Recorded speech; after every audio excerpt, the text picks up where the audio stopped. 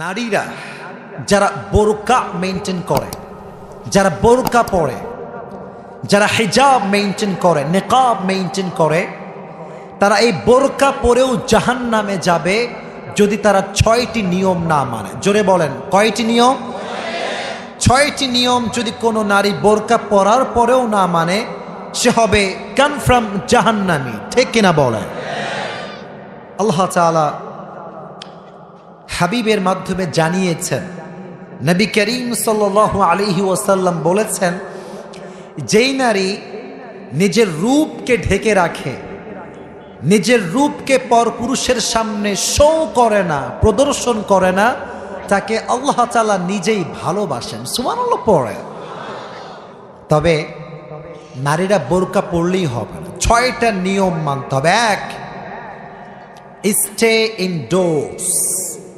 Stay indoors, শুধুমাত্র বোরকা পরলেই হবে না, ঘরে অবস্থান করতে হবে, কোনো প্রয়োজন ছাড়া ঘরের বাইরে যাওয়া যাবে না। এখন দেখবেন অনেক নারীরা কাজ থাকলেও বাসার থেকে বের হয়, কাজ না থাকলেও দেখবেন ঢ্যাং ঢ্যাং ঢ্যাং ঢ্যাং করে ঘুরে বেড়ায়।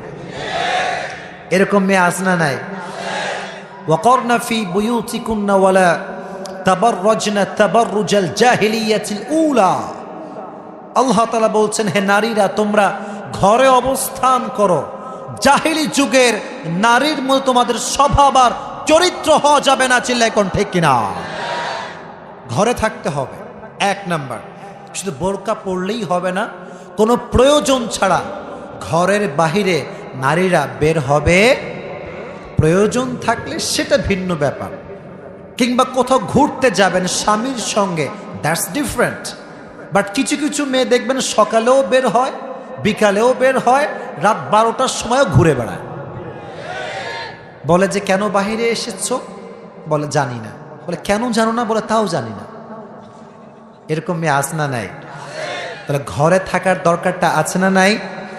This is the first rules. Number 2, নারীরা বোরকা পরলেই হবে না, নারীদেরকে they have to avoid the free mixing. কিছু কিছু মেয়ে দেখবেন বোরকাও পড়ে, স্কুলে, কলেজে, ইউনিভার্সিটিতে বোরকাওয়ালি মেয়েরা পুরুষদের সঙ্গে সুন্দর করে গায়ে গা, হাতে হাত মিলিয়ে চলতে থাকে। কি এই বোরকার কি দাম আছে আল্লাহর কাছে? Show off. এটা কি অফ? Show off. কিছু কিছু মেয়ে তো ভাই বোরকাটা পরেই পার্কে গিয়ে প্রেম করার জন্য। এটা ঠিক না। শুধু বোরকা পরলেই হবে না, you have to avoid the free mixing.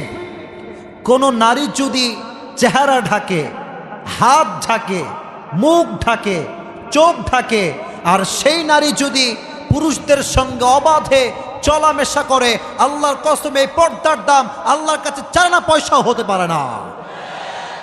Free mixing avoid করতে হবে। কারণ আল্লাহ তাআলা বলেছেন 22 পারাতে, আল্লাহ তাআলা বলেছেন, ইন্নামা ইউরিদুল্লাহু লিইউযহিবা আনকুমুর রিজসা আহলাল বাইত ওয়া ইউতাহহিরাকুম তাতহীরা। আল্লাহ তাআলা বলেছেন, আমি পর্দা কেন দিয়েছি? আল্লাহ বলছেন, আমি পর্দা দিয়েছি এই জন্য যাতে নারীরা পুত পবিত্র থাকতে পারে। সুবহানাল্লাহ পড়ে।